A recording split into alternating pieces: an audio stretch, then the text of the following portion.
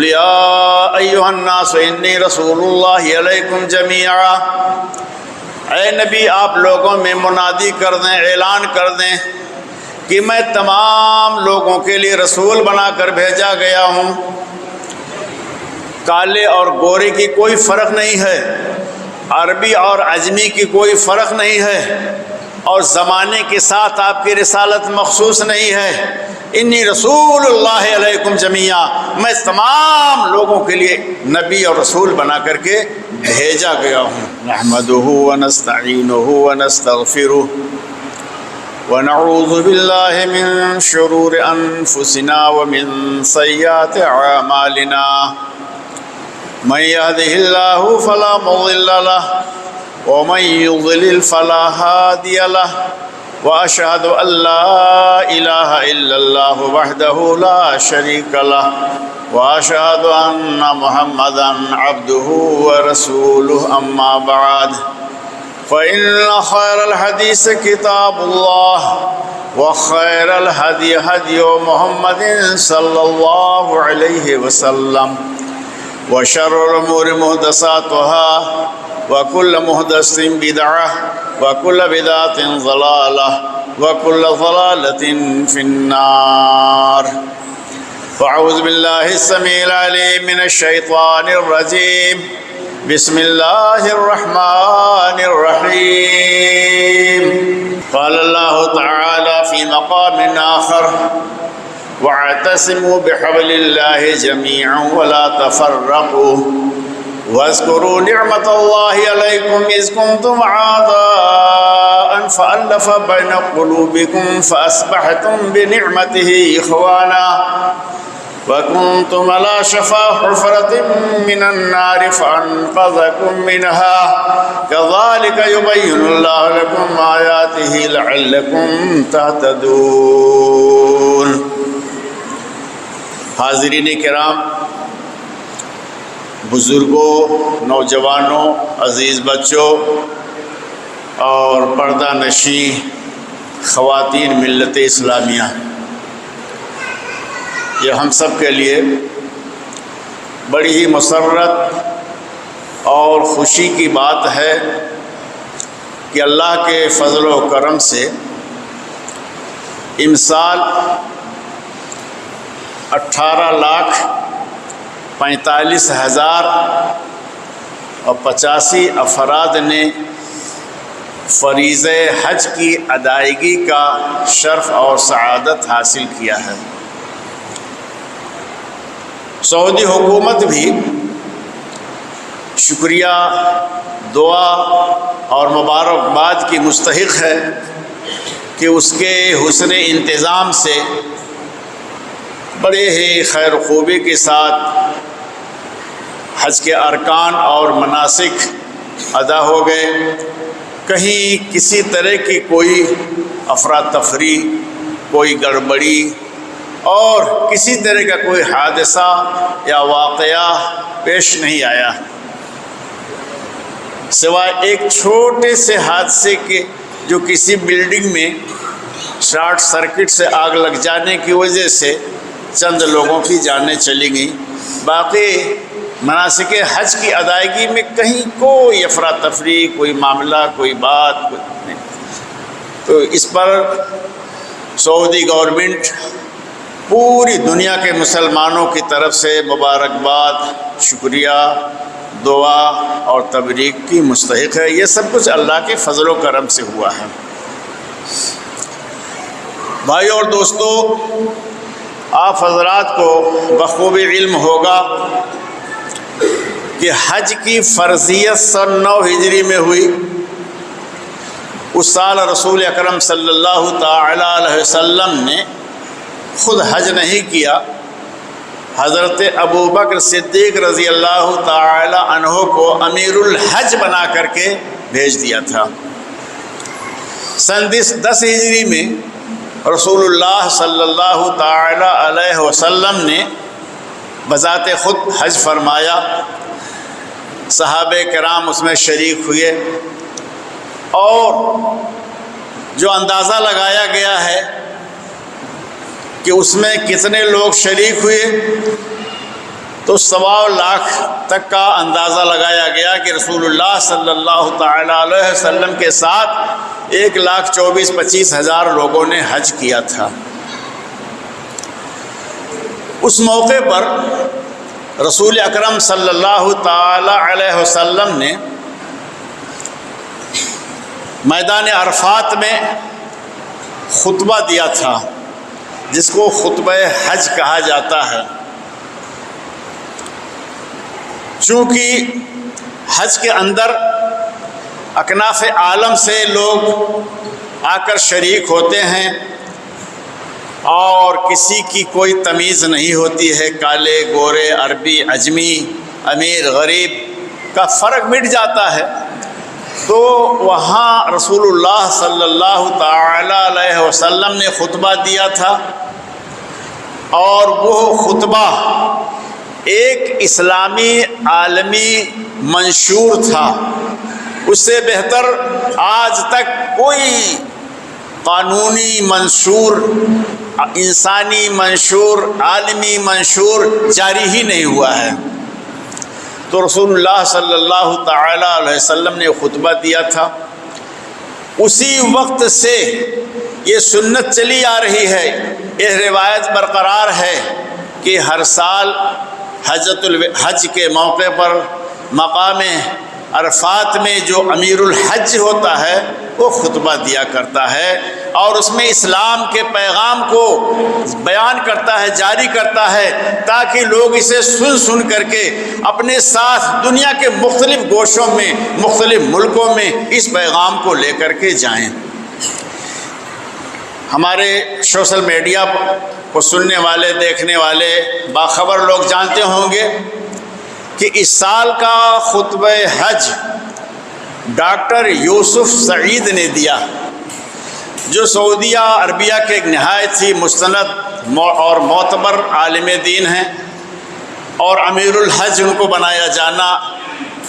عرفات کے خطبے کے لیے ان کا انتخاب خود اس بات کی دلیل ہے کہ وہ بڑے علماء میں سے ہیں، معتبر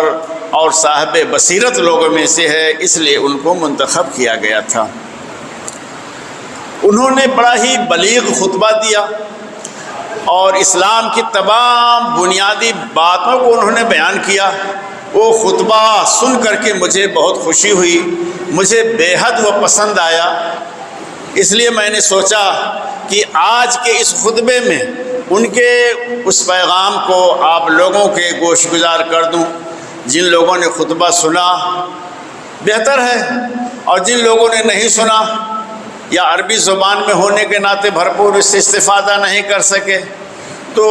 ان کی خاطر میں ان کے خطبے کا خلاصہ آپ لوگوں کی خدمت میں پیش کر رہا ہوں۔ چنانچہ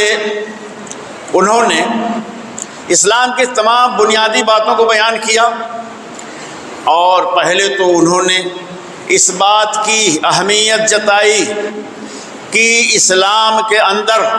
اور تمام دین کے اندر اور انسانی زندگی کے اندر سب سے زیادہ اہمیت توحید کی ہے۔ توحید ہی مسلمانوں کا، اسلام کا امتیاز ہے۔ تو انہوں نے اس طرف توجہ دلائی، ان اعبدوا اللہ، اللہ سبحانہ تعالیٰ کی عبادت کو، واتقوہ، اور اس کا تقوی اختیار کرو۔ اور دوسری بات انہوں نے بیان کی کہ رسول اللہ صلی اللہ تعالیٰ علیہ وسلم کی رسالت پر بھی ایمان لانا ضروری ہے، اور بغیر آپ کی رسالت پر ایمان لائے ہوئے تعبد کی حقیقت ادا نہیں ہو سکتی ہے، نہ اس کو سمجھا جا سکتا ہے۔ چنانچہ قرآن حکیم کی آیت کریمہ کی انہوں نے تلاوت کی، قُلْ يَا أَيُّهَا النَّاسُ إِنِّي رَسُولُ اللَّهِ إِلَيْكُمْ جَمِيعًا، اے نبی آپ لوگوں میں منادی کر دیں، اعلان کر دیں کہ میں تمام لوگوں کے لیے رسول بنا کر بھیجا گیا ہوں۔ کالے اور گورے کی کوئی فرق نہیں ہے، عربی اور عجمی کی کوئی فرق نہیں ہے، اور زمانے کے ساتھ آپ کی رسالت مخصوص نہیں ہے۔ انی رسول اللہ علیکم جمیعا، میں تمام لوگوں کے لیے نبی اور رسول بنا کر کے بھیجا گیا ہوں۔ فآمنوا باللہ، تو اللہ پر ایمان لاؤ، اس کے رسول پر، نبی امی پر ایمان لاؤ۔ یہ ایمان لانا ضروری ہے آپ کی رسالت پر، کیونکہ اگر رسول اللہ صلی اللہ تعالی علیہ وسلم کی رسالت پر ایمان نہ لایا جائے تو دین کو سمجھا ہی نہیں جا سکتا ہے۔ اگر آپ کی رسالت کو نہ تسلیم کیا جائے تو اللہ سبحانہ و تعالیٰ کی معرفت بھی حاصل نہیں ہوگی، اور عبادات کے طریقے بھی نہیں معلوم ہوں گے، اور انسان کی تخلیق کا جو مقصد ہے وہ مقصد ہی آدمی نہیں سمجھ سکتا ہے، کہ کیونکہ رسول اللہ صلی اللہ تعالیٰ علیہ وسلم ہی نے اس کو سمجھایا ہے اور اس کو بتایا ہے۔ تو انہوں نے توحید اور رسالت کی اہمیت، ضرورت اور ایمان لانے کی ضرورت پر زور دیا، اور اس کے ساتھ شرائع اسلام کو انہوں نے بیان کیا کہ اللہ سبحانہ و تعالی نے مسلمانوں پر شہادتین اور نماز، زکوٰۃ، روزہ، حج کو فرض کیا ہے۔ چنانچہ انہوں نے مشہور و معروف حدیث رسول اکرم صلی اللہ تعالیٰ علیہ وسلم کا جو فرمان ہے اس کو پڑھ کے سنایا کہ انت شہد اللہ الہ الا اللہ وان محمد رسول اللہ، کہ تم اس بات کی گواہی دو کہ اللہ کے علاوہ کوئی معبود نہیں ہے اور محمد اللہ کے رسول ہیں، اور وتقیم الصلاۃ، نماز قائم کرو، وتؤتی الزکوٰۃ، زکوٰۃ ادا کرو، وتصوم رمضان، اور رمضان کا روزہ رکھو، وتحج البیت، اور حج بیت اللہ کرو۔ تو یہ اسلام کی عبادات اور احکامات کی بنیادی باتیں ہیں، ان کو ماننا، بجا لانا، عمل کرنا نہایت ضروری ہے مسلمان کے لیے۔ پھر اس کے بعد انہوں نے چونکہ حج کا موقع تھا تو تقوی کی تعلیم دی لوگوں کے کہ تقوی کو اختیار کرو، خوف خدا کو اختیار کرو، خشیت الہی اپنے دلوں کے اندر پیدا کرو، اس لیے کہ اگر تمہارے اندر تقوی ہے، خوف خدا ہے، تو دین اور شریعت پر بھرپور طریقے سے تم عمل کر سکو گے، اور اگر تقوی سے دل خالی ہے، خشیت الہی نہیں ہے، تو تمام طرح کے احکامات جو بیان کیے جائیں، سنائے جائیں، بتائے جائیں، وہ بے مقصد ہو کے رہ جاتے ہیں، بے اثر ہو کے رہ جاتے ہیں۔ تو پہلی بات تو یہ ہے کہ ہر مسلمان کو اپنے اندر خوف خدا اور تقوی پیدا کرنا چاہیے، جیسا کہ اللہ سبحانہ وتعالیٰ نے ارشاد فرمایا یا ایھا الذین آمنوا اتقوا اللہ حق تقاتہ ولا تموتن الا وانتم مسلمون، کہ اے ایمان والو اللہ سے ڈرو، یا ایھا الذین آمنوا اتقوا اللہ حق تقاتہ، جیسا اس سے ڈرنے کا حق ہے، یعنی مکمل طور سے اپنے اندر تقوی پیدا کر لو، ولا تموتن الا وانتم مسلمون، اور نہ مرو، نہ دنیا سے جاؤ مگر مسلمان ہو کر کے۔ تو تقوی اور خوف خدا اپنے اندر پیدا کرنا ضروری ہے۔ اور حدیث جبریل میں وارد ہے، علماء جانتے ہیں، بہت مشہور معروف حدیث جبریل ہے، جو بخاری کے اندر بھی ہے، صحیح مسلم کے اندر بھی ہے، مشکات کے اندر بھی، اور دیگر کتب کے اندر بھی ہے۔ تو اس کے اندر حضرت جبریل علیہ السلام نے رسول اکرم صلی اللہ تعالیٰ علیہ وسلم سے سوال کیا اخبرنی عن الاحسان، کہ اے نبی مجھے احسان کے بارے میں بتلا دیجئے کہ احسان کیا چیز ہے۔ قرآن میں جگہ جگہ احسان کا حکم دیا گیا ہے، احسان اپناؤ، احسان اختیار کرو، احسان، تو کہا اخبرنی عن الاحسان، مجھے احسان کے بارے میں بتا دیجئے کیا ہے۔ تو رسول اکرم صلی اللہ تعالیٰ علیہ وسلم نے کہا ان تعبد اللہ کأنک تراہ، اللہ کی ایسے عبادت کرو گویا کہ اللہ کو دیکھ رہے ہو۔ لیکن اگر تمہارے اندر یہ کیفیت نہ پیدا ہو سکے کہ تم اللہ کو دیکھ رہے ہو، تو پھر یہ سمجھو کہ فَإِن لَمْ تَكُنْ تَرَاهُ فَإِنَّهُ يَرَاكَ، اگر یہ کیفیت نہیں پیدا ہو پا رہی ہے کہ تم اللہ کو دیکھ رہے ہو، تو یہ سمجھ لو کہ اللہ تعالیٰ تمہیں دیکھ رہا ہے، یہ کیفیت پیدا ہونی چاہیے۔ یہ مطلب ہوا احسان کا۔ تو احسان کے ضمن کے اندر بہت ساری باتیں آتی ہیں، جن میں سے یہ ہے کہ مسلمان کو ایک دوسرے مسلمان کا خیر خواہ ہونا چاہیے، مسلمان کے ساتھ بھلائی کرنی چاہیے، اچھائی کا معاملہ اور اچھائی کا سلوک کرنا چاہیے۔ چنانچہ انہوں نے قرآن کریم کی چند آیات کریمہ کی تلاوت کی کہ قرآن میں اللہ سبحانہ تعالیٰ نے تفرق سے منع فرمایا اور مسلمانوں کو اختلاف سے منع فرمایا ہے کہ مسلمانوں کو اختلاف آپس میں نہیں کرنا چاہیے۔ فرمایا اللہ سبحانہ تعالیٰ نے ان الذین فرقوا دینہم وکانوا شیعا لست منہم فی شیء، بے شک وہ لوگ جنہوں نے دین میں فرقہ بندی کیا ہے اور گروہ در گروہ بٹ گئے ہیں تو آپ ان میں سے نہیں ہیں، یعنی آپ کا ان سے کوئی تعلق نہیں ہے۔ جو لوگ دین میں گروہ بندی کر رہے ہیں اور فرقوں میں بٹ رہے ہیں، آپس میں ایک دوسرے کے خلاف محاذ کر رہے ہیں، تو آپ کا ان سے کوئی تعلق نہیں ہے۔ اتنا یہ انداز بیان نہایت ہی شدت کا ہے کہ مسلمانوں کو تفرقہ بازی سے دور رہنا چاہیے، گروہ بندیوں سے، فرقہ بندیوں سے دور رہنا چاہیے۔ اور دوسری آیت میں اللہ سبحانہ تعالیٰ نے فرمایا وَلَا تَكُونُوا كَالَّذِينَ تَفَرَّقُوا وَاخْتَلَفُوا مِن بَعْدِ مَا جَاءَهُمُ الْبَيِّنَاتُ أُولَٰئِكَ لَهُمْ عَذَابٌ عَظِيمٌ، اور ان لوگوں کی طرح نہ ہو جاؤ جنہوں نے فرقہ بندیاں کیا اور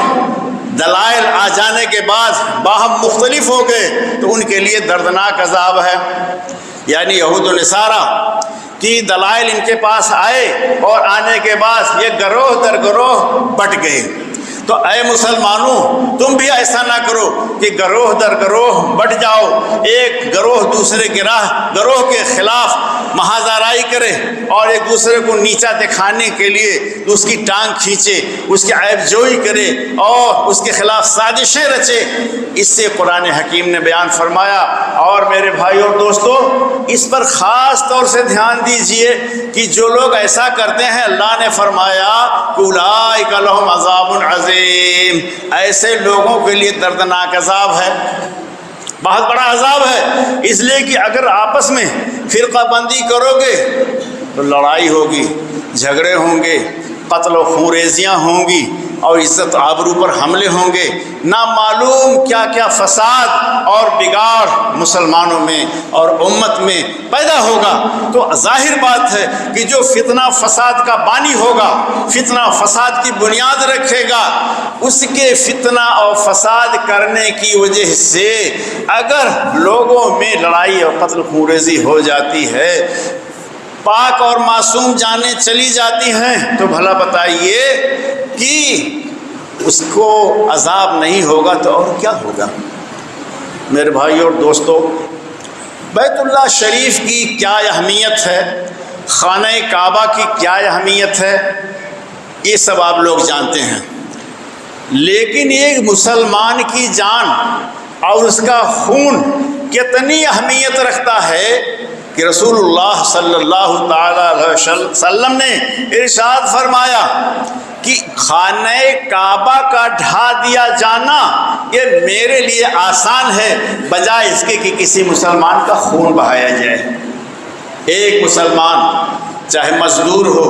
غریب ہو، رکشہ چالک ہو، کیسا بھی ہو، کلمہ پڑھتا ہے، مسلمان ہے، تو اس کے خون بہا دینے، اس کا خون بہا دینے سے، اس کو قتل کر دینے سے خانہ کعبہ کا ڈھا دیا جانا میرے نزدیک اہون ہے، میرے نزدیک آسان ہے۔ ایک کتنا زیادہ اہمیت ہے مسلمان کے خون کی، کتنی زیادہ اہمیت ہے مسلمان کے عزت کی، اس کے آبرو کی۔ تو یہی وہ امور ہیں کہ جن کی طرف امام امیر الحج نے، امام ڈاکٹر علامہ یوسف سعید نے مسلمانوں کو توجہ دلایا اور انہوں نے رسول اکرم صلی اللہ تعالی وسلم کی احادیث کے ذریعے سے نصیحت کی۔ پہلے تو انہوں نے یہ کہا کہ بھائیوں اور دوستوں، آپس میں فرقہ نہ کرو، گروہ بندی نہ کرو، مل کر رہو، کیونکہ جو دشمنان اسلام ہیں، جو دشمن قوتیں ہیں، وہ تمہارے اختلافات کا بھرپور فائدہ اٹھا کر کے تمہیں نیست نابود کر دینا چاہتی ہیں، تمہیں ملیا میٹ کر دینا چاہتی ہیں۔ تو یہ ان کی بات اپنی جگہ پر کس قدر برحق ہے اور کس قدر یہ مبنی بر حقیقت ہے کہ ہم اور آپ اس کا مشاہدہ کر رہے ہیں، دیکھ رہے ہیں کہ یہود و نصارہ اپنی چالاکیوں کے ذریعے، اپنی عیاریوں کے ذریعے، مکاریوں کے ذریعے سے کس طرح سے مسلمانوں کو آپس میں لڑا رہی ہیں۔ عرب کے اندر جو آپس میں بغض ہے، آپس میں جھگڑے ہیں اور لڑائیاں ہو رہی ہیں، یہ کس کی دین ہے؟ یہ صرف انہیں یہود اور نصارہ کی دین ہے کہ وہ مسلمانوں کو لڑا کر کے ایک تو اسلام کی طاقت کو کمزور کر رہی ہیں، اور دوسرے یہ کہ مسلمانوں کو نیست و نابود یعنی عددی اعتبار سے، افرادی اعتبار سے ختم کر رہی ہیں، اور ان کے پاس جو قدرتی وسائل ہیں، آمدنی کے جو ذرائع ہیں، ان سارے وسائل اور ان سارے ذرائع سے استفادہ کر رہی ہیں فائدہ، اور اس کو اپنے قبضے میں کر رہی ہیں۔ تو انہوں نے بہت زیادہ اس بات پر زور دیا کہ مسلمانوں کو اس بات کا لحاظ رکھنا چاہیے کہ یہ طاقتیں تمہارے باہمی اختلافات کا فائدہ اٹھا کر کے یہ جو ہے تمہیں ملیا میٹ اور نیست نابود کر دینے پہ تلی ہوئی ہیں، لہذا اس پر آپ لوگوں کو زور دینا چاہیے کہ باہم اتحاد قائم رہے، تفرقہ نہ ہو اور لڑائی اور جھگڑے آپس میں نہ ہوں۔ انہوں نے رسول اکرم صلی اللہ تعالیٰ علیہ وسلم کی اس حدیث کے ذریعے سے نصیحت کیا کہ المومن للمومن کالبنیان المرصوص، ایک مومن دوسرے مومن کے لیے کیا ہے؟ ایک سیسا پلائی ہوئی دیوار کی طرح ہے۔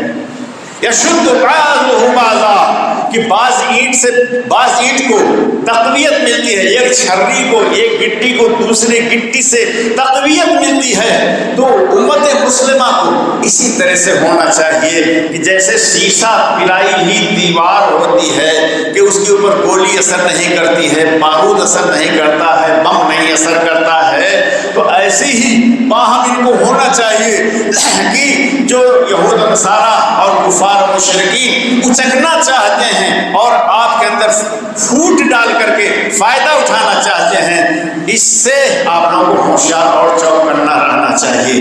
اور دوسری حدیث انہوں نے کہا کہ المسلم للمسلم، مسلمان کے ایک معاملہ کیسا ہے؟ کالجسد الواحد، ایک جسم کے مانند مسلمان ہیں۔ مثل المؤمن فی توادہ و تراحمہ، مسلمانوں کا معاملہ آپس میں محبت اور آپس میں رحم و کرم کے سلسلے میں ایک جسم کی طرح ہے کہ اگر جسم کے نیچے پیر کے کسی انگلی میں ٹیس لگ جائے، تکلیف ہو، تو پورا بدن اس کے درد کو محسوس کرتا ہے، کہیں کانٹا چبھ جائے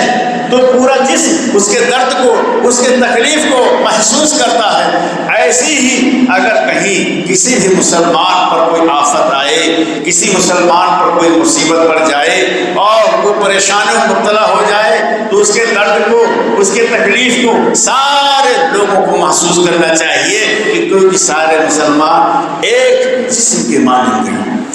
تو اس کے ساتھ ہی انہوں نے اور بھی بہت دیگر امور کی طرف توجہ دلائی ہے، جس کے اندر انہوں نے اولی الامر کی اطاعت کا بھی حکم دیا کہ جو ہمارے حکمراں ہیں، جو حجاج کے لیے تمام طرح کی سہولیات اور راحت رسانی کا کام کر رہے ہیں، ہر طرح کے کار خیر کو انجام دے رہے ہیں، ان کے ساتھ خیر خواہی کرنی چاہیے۔ رسول اکرم صلی اللہ علیہ وسلم نے ارشاد فرمایا کہ الدین النصیحہ، دین خیر خواہی کا نام ہے۔ قیل لمن یا رسول اللہ، کہا گیا اے اللہ کے رسول صلی اللہ علیہ وسلم یہ خیر خواہی کس کے لیے ہے؟ تو آپ نے فرمایا للہ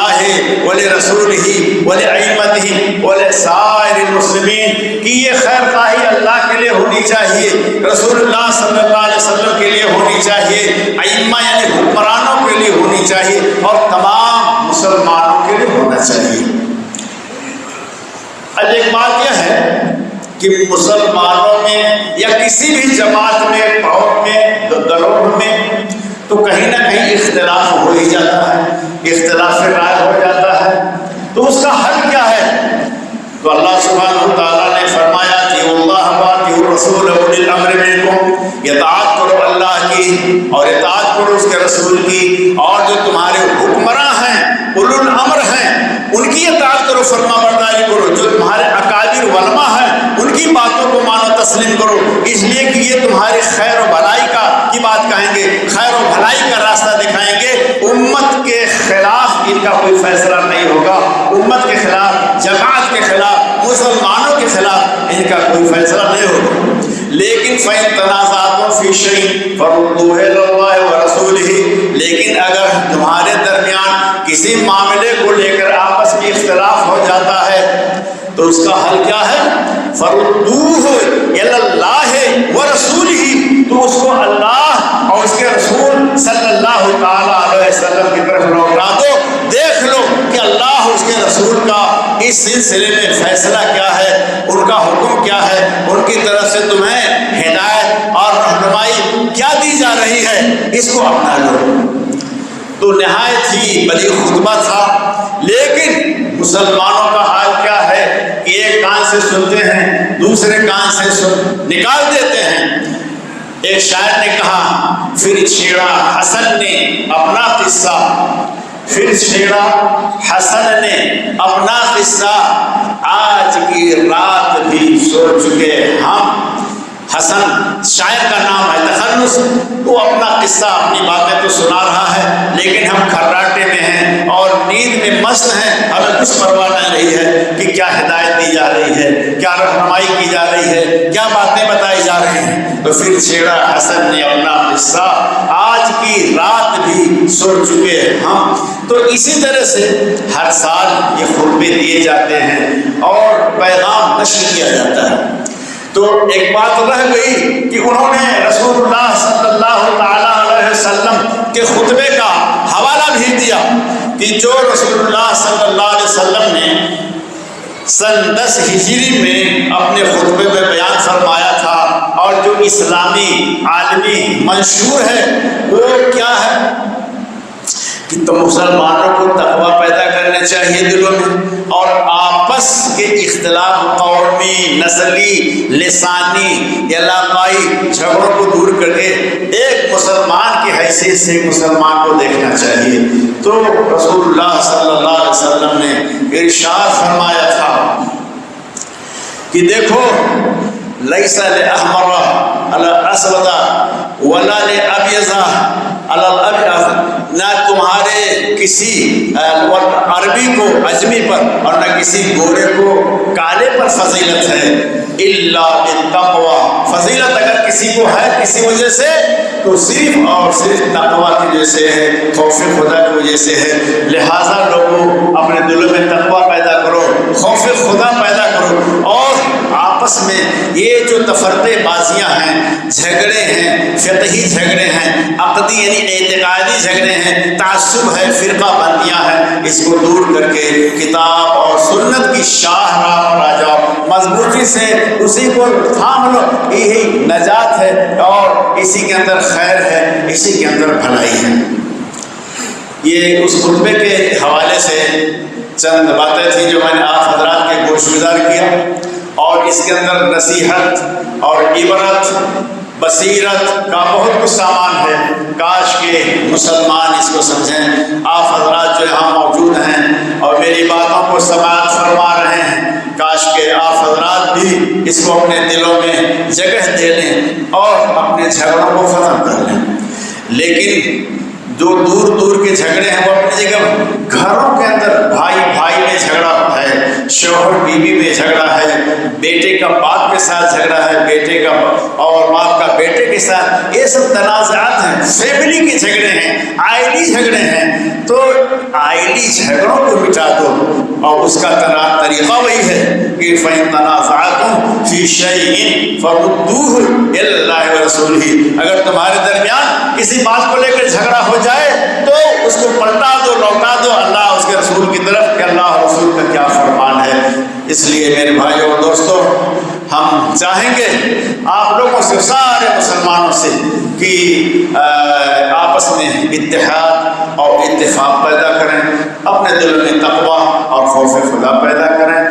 اور اپنے دلوں سے بغض، کینہ، حسد، ایک دوسرے کے خلاف نفرت کو نکال دیں، حتیٰ کہ نہ صرف کہ مسلمانوں سے، غیر مسلموں کے تئیں بھی دلوں میں نفرت نہیں ہونی چاہیے، کیونکہ وہ بھٹکے ہوئے لوگ ہیں، تو وہ بھی ہماری شفقت کے، ہماری محبت کے، ہدایت کے، رہنمائی کے محتاج ہیں، مستحق ہیں۔ اگر نفرت کی سیاست رہے گی، اگر نفرت کا ماحول رہے گا تو اس سے کسی کا بھلا ہونے والا نہیں ہے۔ اس لیے نفرت کو مٹاؤ، نفرت کو دلوں سے دور کرو، چاہے اپنا معاملہ ہو، گھر کا معاملہ ہو، پڑوس کا معاملہ ہو، مسلمان کا ہو، غیر مسلم کا ہو، کسی کے ساتھ، سب کے ساتھ دوستی، بھلائی، محبت، خیر خواہی کا معاملہ کیجیے۔ اللہ سبحانہ وتعالیٰ سے دعا ہے کہ ہم سب کو نیک عمل کی توفیق عطا فرمائے۔